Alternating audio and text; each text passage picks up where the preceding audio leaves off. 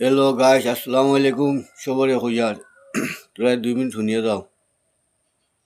আমরা হিমন্ত স্যারে কইছেন পুরিন তোর 21 বছর বয়সী হলে বিয়া দেওয়া হইতো।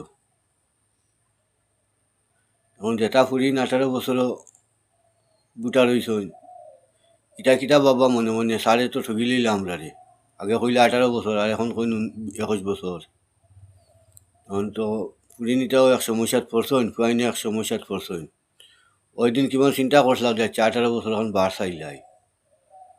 এখন তো আর বাড়াবার সময় নাই, আরো বাড়াই দিলে 18, 19, 20, 21, 3 বছর। 3টা বছর আগ বাড়ি গেল। এখন বুটা রাখলে কিতা কইবা মনে মনে সার ভাই খুশ নি না নারাজ।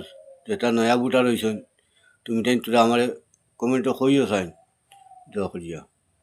আর কম হইলে তো আর বেশ খুশ হইল মানুষ। এখন